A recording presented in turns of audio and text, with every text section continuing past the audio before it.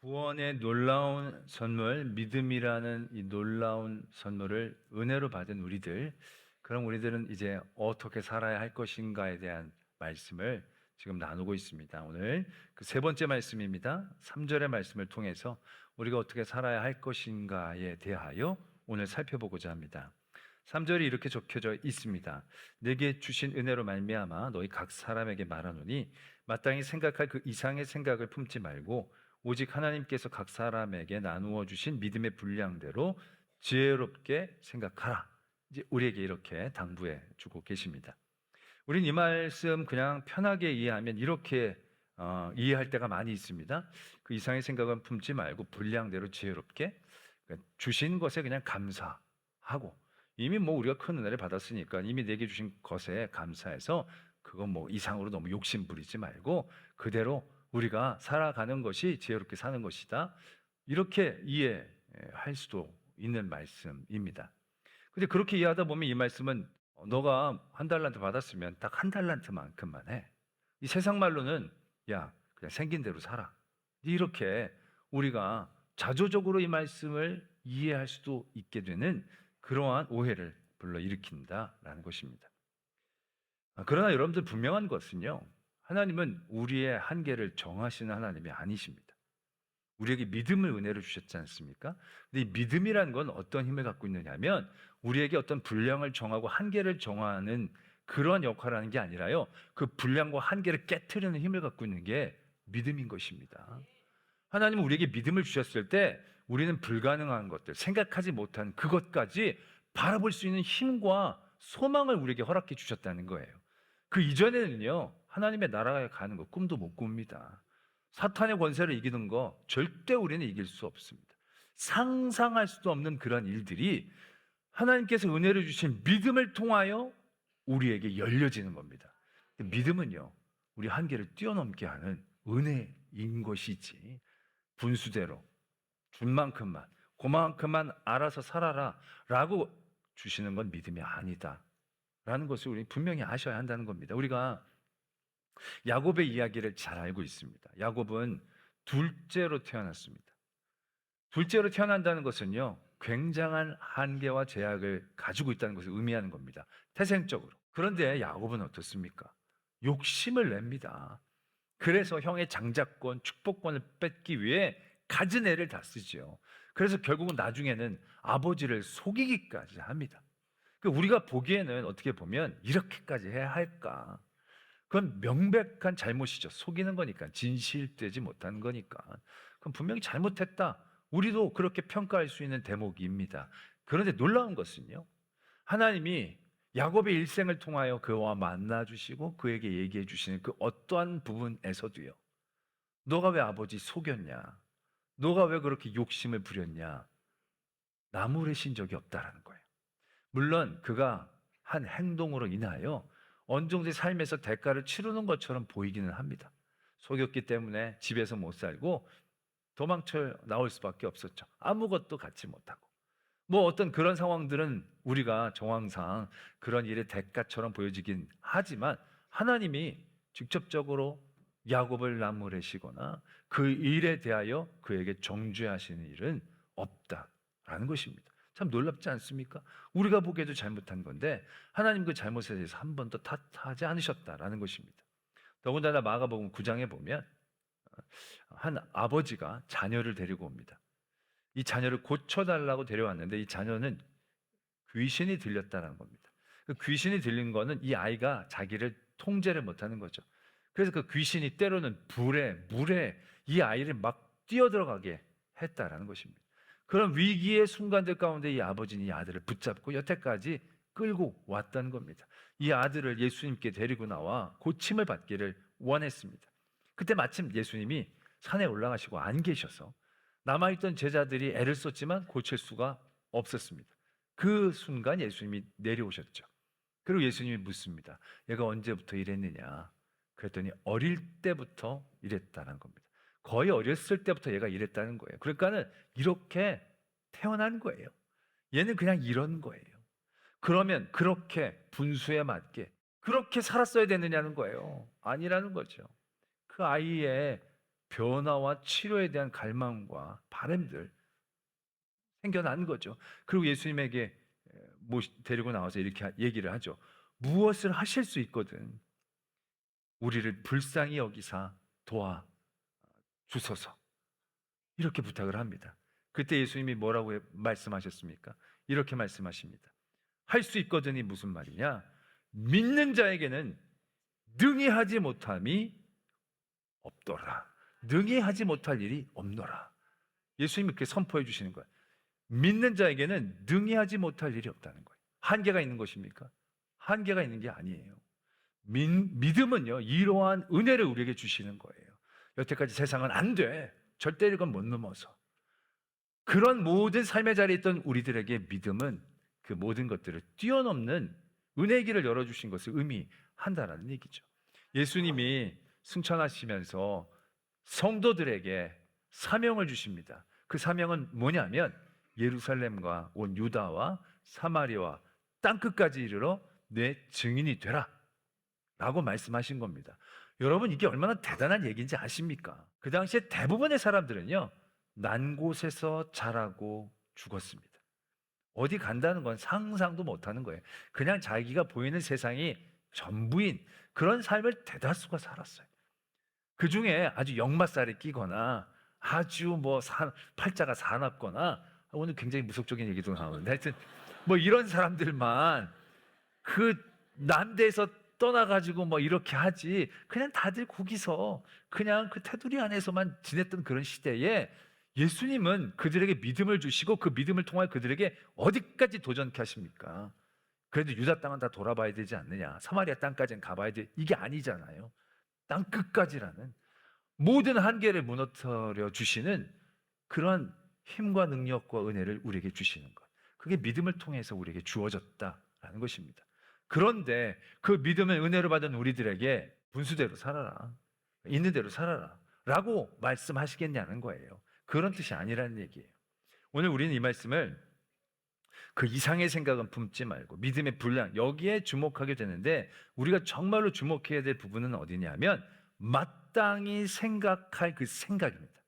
그리고 하나님이 각 사람에게 주셨다라는 사실입니다. 이 두 곳에 우리는 더 집중해야 합니다. 마땅히 생각해야 된다. 우리는 이 부분에 대한 기준이 분명히 서야 한다는 거죠. 우리가 마땅하다라고 했을 때 그 마땅함의 기준이 뭡니까? 대부분 내가 생각하는 거 안에서 기준이 매겨집니다. 모든 사람들이 상식적으로, 그 시대에 사는 사람들이 평균적으로 생각할 수 있는 그 정도에서 맞춰줘도 꽤 마땅한 생각을 하고 있다라고 생각을 합니다. 근데 여기는요, 그 세상을 살면서 사람들이 생각하는 그 세상을 생각을 얘기하는 게 아니라 내가 받은 이 모든 것이 하나님이 주신 은혜임을 깨달은 사람들의 생각인 거예요. 그럼 그 사람들의 생각은 어떠한 기준 가운데에 매겨져야 하느냐면, 이 마땅함은 내가 생각하기에 마땅한 게 아니라 하나님이 생각하기에 마땅한 생각의 기준에 맞춰져야 하는 거예요. 하나님이 생각해야 되는 그 마땅함의 기준에 그 이상을 생각하면 안 된다라는 얘기예요. 내 분수가 아니라 우리 스스로가 이건 마땅해, 이건 맞아, 옳아. 그래서 뭔가 옳고 그름을 막 생각을 하잖아요. 우리가 기준이 되면서 우리는 어느 순간 심판자와 판단자의 자리에 설 때가 많아요. 그런데 마땅히 생각할 그 생각으로 생각하고 그 이상의 생각을 하지 않으면 우리는 주님 앞에 나를 내려놓을 수밖에 없어요. 내가 옳은 게 옳은 게 아니겠구나, 내가 맞는 게 맞는 게 아니겠구나. 그러나 이 모든 은혜, 이 모든 믿음이나 구원이 은혜로 주어졌으니까 하나님의 기준에서 생각해 본다면 이 사람이 이 일들이 맞는지 아닌지 내가 판단하는 것을 유보할 수밖에 없는 거예요. 자, 그걸 보다 이해하기 쉽게 표현하자면 어떻게 표현할 수 있느냐면 교만해지지 않는 걸 의미하는 겁니다. 교만하지 않는다는 게 바로 뭐예요? 나를 높이고 내 생각이 맞다라고 주장하지 않고 나를 내려놓는 그 모습을 의미하는 것이지요. 그리고 다른 사람들을 바라볼 때도 내 기준에서 그 사람의 평가가 되어지는 것이 아니라 하나님이 주셨다는 것으로 바라보게 되는, 겸손해질 수밖에 없는 그런 모습을 오늘 말씀은 우리에게 도전하고 계신다는 거예요. 그러니까 이 말씀은 쉽게 말하자면 겸손해야 한다는 거예요. 아니, 모든 것이 하나님의 은혜로 우리에게 주어진 것을 깨닫게 되어지면 그 다음에 우리는 자연스럽게 겸손해질 수밖에 없는 거예요. 내가 잘해서, 내가 뛰어나서, 내가 노력을 많이 해서 얻은 거라면 뭔가 거기에 대한 내가 있을 수 있겠죠. 내 판단, 내 기준이 있을 수 있겠죠. 근데 그게 내가 한 게 아니라 하나님이 하신 거라면 그걸로 내가 어떻게 무게를 잡아요? 그걸로 내가 어떻게 자랑을 해요? 내 게 아니었는데. 그러니까 당연히 교만해지지 않고 겸손해질 수밖에 없다라는 것을 말씀은 우리에게 가르쳐 주고 계신다라는 것입니다. 그런데 우리가 여기서 굉장히 주목해야 할 게 있어요. 여기서 교만하지 않고 겸손한다라고 했을 때 우리는 굉장히 평면적으로 생각을 해요. 어떤 수직선상에서 높이를 낮추는 그런 행위만으로 우리는 우리의 교만, 우리의 겸손을 이해하게 되는 경우들이 적지 않아요. 근데 여기는요, 그런 단편적인 교만을 얘기하는 게 아니라 굉장히 입체적인 겸손을 우리에게 요구하고 계신다는 거예요. 어떠한 입체성을 갖고 있느냐 하면 단순히 나만 낮아지는 게 아니라요, 우리의 시각을 바꾸는 그런 현상이 일어나야 하는 거예요. 우리가 하나님의 은혜를 깨달아 교만을 내려놓고 겸손해지면 그 다음부터 우리 안에서 나타나는 현상 중에 아주 특별한 현상이 뭐냐면 우와 열로 보이는 모든 것들이 다름으로 우리에게 다가오게 된다는 거예요. 왜냐하면 이 세상에 마땅한 생각들은 대부분 단편적인 기준이 되어지기 때문에 그 기준을 통하여 우와 열이 늘 생길 수밖에 없는 구조를 세상은 만들어요. 학교 가면 학생들이 많아요. 그 학생들이 그 하나하나에 다름이 있잖아요. 얘는 체육을 잘하고 음악을 잘하고 얘는 미술을 잘하고 얘는 사회성이 좋고 뭐 다른대로의 다 특징이 있고 달란트가 있어요. 그런데 학교에서는 다 그걸 어떻게 얘기해요? 공부 잘하는 애, 못하는 애. 그림 잘 그리는 애를 그렇게 얘기하지 않고 그림은 잘 그리는데 공부를 못하는 애. 어? 그림도 잘 그리고 공부도 잘하는 애. 다 이런 식으로만 얘기를 한다는 거예요. 더욱더 놀라운 건요, 사람의 가장 다름에 대한 가장 대표적인 모습이 있다면 얼굴일 거예요. 얼굴은 달라요. 달라. 그냥 귀엽게 생긴 거, 재밌게 생긴 거, 웃기게 생긴 거, 착하게 생긴 거, 뭐 이런 다양한 이름들이 있는데 사람들은 그 얼굴을 어떻게 다 표현해요? 잘생기고 못생기고로 표현해요. 다들 기준이 저 사람 어때? 나보다 잘생겼네? 나보다 못생겼네요. 뭔가 깊게 생겼네, 믿음 있게 생겼네, 잘 되게 생겼네, 뭐 그런 정도의 생김은 다 다르잖아요. 근데 다른 것도 그게 주관적인 어떤 개념일 텐데도 다 사람들은 못하고 잘하고 다 우와 열로 만들어 버리는 거예요. 그러나 믿음을 갖고 믿음을 은혜로 받은 사람은요, 그걸 그렇게 보질 않아요. 다름으로 보게 되는 거예요. 아주 적합한 예가 고린도전서 12장에 나타납니다. 고린도 교회는요, 다양한 성도들이 모인 교회예요. 우리 교회도 다양하게 모였지만 우리 정도의 다양성을 훨씬 넘어서요.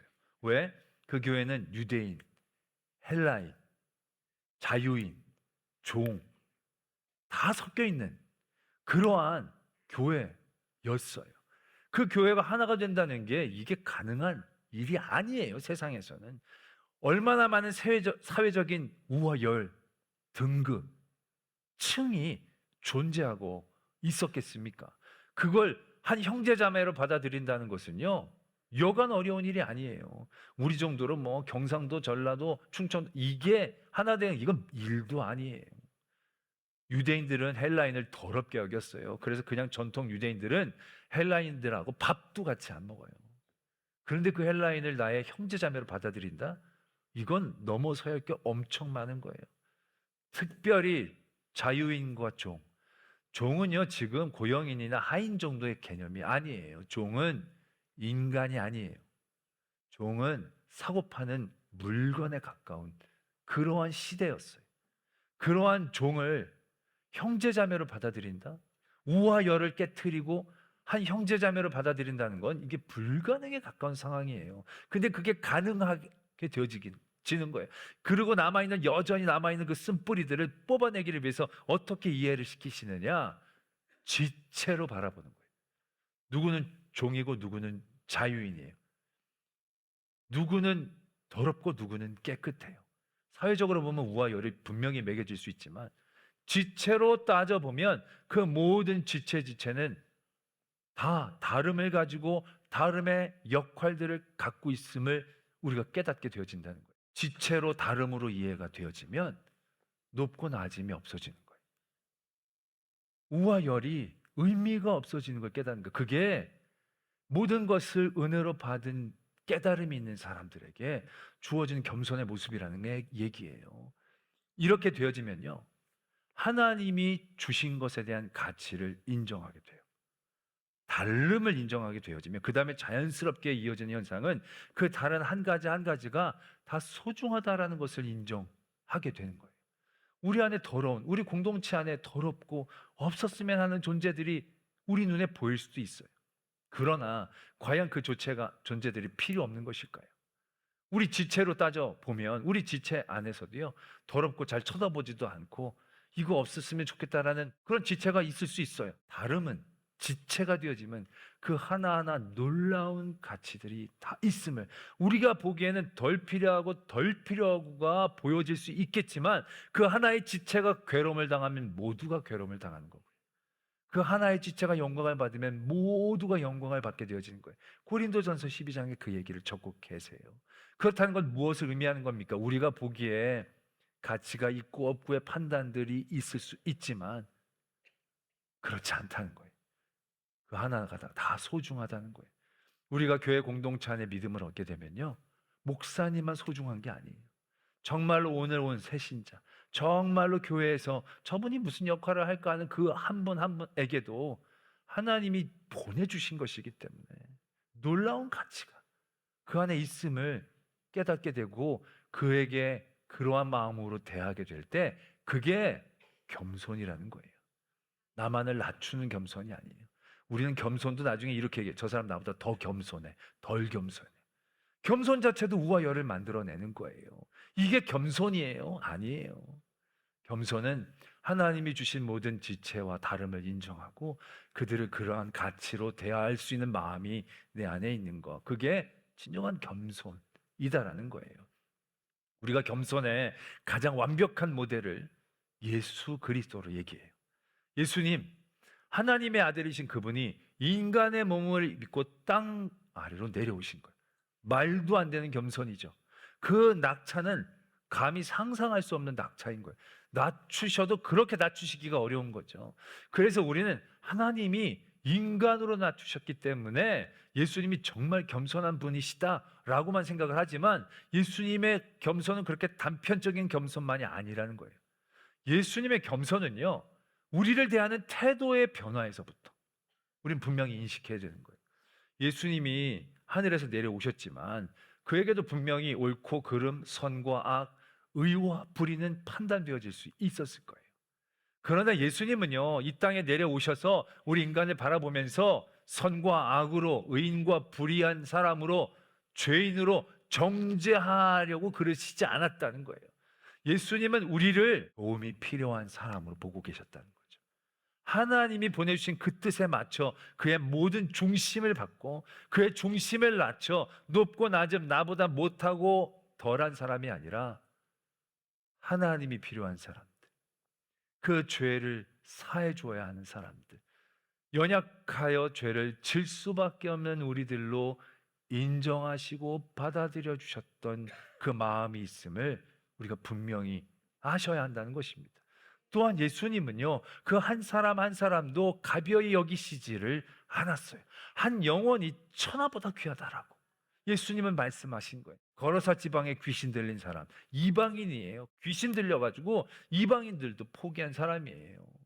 그런데 그를 찾아가 주신 거예요.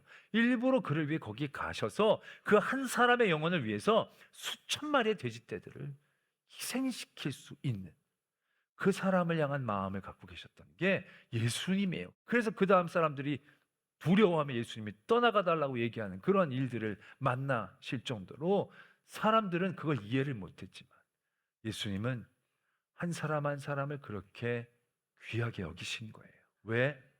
하나님이 이 땅에 보내주신 영혼이고 그를 위해 자기가 왔음을 깨닫게 되어졌을 때 한 사람 한 사람이 하나도 허투루 대할 수 있는 사람이 아님을 예수님이 몸소 보여주신 거죠. 이게 겸손입니다. 이게 모든 것이 하나님께로부터 온 은혜임을 깨닫는 사람들이 행동으로, 삶의 기준으로 삼아야 될 겸손의 모습이다라는 것을 우리가 분명히 아셔야 한다는 것입니다. 이것은 다른 사람들을 대하는 그러한 나의 기준뿐만이 아니라 나에게 놀라운 자유함과 소망을 줄 수 있는 힘이 되기도 하다라는 것이죠. 제가 신대원 처음 딱 들어갔는데 저도 들어가기 전에 교회에서는 날고기는 믿음의 사람이었습니다. 한 믿음 하는 청년이었죠. 그리고 신대원에 갔더니 이건 완전히 천재들만 있는 거예요. 믿음 천재들. 다 사도 바울만 있는 거예요. 베드로만 있는 거예요. 그분들에게 확 눌리기 시작하는 거죠. 이야, 저분들만 있어도 세상은 10번 다 뒤집어지겠다. 나 같은 건 필요가 없겠다. 나는 신대원 다닐 이유도 없다. 저분들이 하셔서 다 목회하시면 다 잘 되겠다. 막 그런 생각이 드니까 너무너무 초라해지고 힘들어지는 거예요. 그러나 그 가운데 제가 어떻게 회복을 할 수 있었겠습니까? 제 교만을 내려놓은 거죠. 한때 동네에서는 한 믿음 하는 그 교만을 내려놓은 거예요. 내가 언제 큰 교회 하려고 신학교 갔나? 사도 바울이 되려고 교회 갔나? 하나님께서 나를 부르시고 사용하신다면 5명이든 10명이든 100명이든 하나님이 나를 쓰실 그곳이 있겠지. 하나님이 나를 보내주신 그 가치로 나를 다시 바라보게 되는 거예요. 그러니까 다시 다닐 힘이 날 수 있게 되어졌다는 얘기죠. 마찬가지입니다. 여러 어르신들이 제게 그런 말씀하실 때 있습니다. 목사님 너무너무 죄송합니다. 왜 그러시냐고. 아유, 이젠 내가 나이를 먹어서 교회를 잘 돕지도 못하고 가진 게 별로 남지도 않아서 헌금도 많이 못하고 아유, 정말 아무런 도움이 못 되고 쓸데없는 것 같아서 너무너무 죄송합니다. 이렇게 얘기를 하신 경우들이 종종 있습니다. 저는 그때 분명히 얘기해요. 아닙니다, 아닙니다. 하나님께서 나이도 주신 것이고 힘도 뺏으신 것이고 돈도 뺏으신 것인데 분명한 다름의 이유가 있을 것입니다. 나이를 먹는다는 것은 낮아지는 걸 의미하는 게 아니라 달라지는 걸 의미하는 것이면 또 다른 하나님의 지체의 부분에서 분명한 하나님의 역사와 은혜를 나눌 역할이 있다는 것입니다. 그래서 보면요, 제가 기도 제목 같은 거 이렇게 주시는 거 쭉 보고 기도하면요, 젊은 분들은요 기도가 딱 자기한테서 머물러요. 자기 가족, 자기 자녀들 딱 여기서 더 나가질 않아요. 근데 어르신들의 기도는요 확실히 달라요. 여기에 대한 미련이 이제 별로 없어요. 그리고 교회를 위해서, 목사님을 위해서, 나라를 위해서 막 그런 기도 제목들이 어르신들은 꼭 있어요. 이게 얼마나 놀라운 가치이겠습니까? 성도의, 교회의 가장 큰 능력이 어디에 있는 겁니까? 기도에 있잖아요. 기도에. 기도를 가장 온전히 강하게 많이 하실 수 있는 분. 바빠봐요. 기도할 시간이 많이 있나. 근데 어르신들 일들을 많이 하나님께서 내려놓게 하셨잖아요. 시간이 많으시잖아요. 그러니까 기도도 온전히 하실 수 있는 거예요. 그것보다 귀한 일들이 어디 있냐라는 것이죠. 여러분들 가운데 여러분들이 쓸데없어 느껴지는 분들이 있을 거예요. 나는 이 땅에 왜 태어났나 생각하는 분들이 있을 거예요. 여러분들 그 모든 마음 가운데 여러분들 교만을 내려놓으셔야 돼요. 여러분들이 뭐 대통령 되려고 태어난 거 아니잖아요. 그 교만을 내려놓고 하나님이 주신 은혜의 힘을 깨닫게 되어지시면 그 은혜의 자리에서 더 놀라운 하나님의 일들을 바라볼 수 있는 거예요. 지체로, 그 소중함으로 다른 이들을 보고 받아들일 때 그것이 내 안에 놀라운 능력, 내 안에 소망함, 또 내 안에 하나님을 향하여 달려갈 수 있는 에너지가 되어지는 것을 깨닫게 되어지시는 겁니다. 오늘 우리가 믿음의 은혜를 깨닫는 이들이 이러한 겸손함으로 하나님의 은혜를 온전히 누릴 수 있게 되어지기를 소망합니다.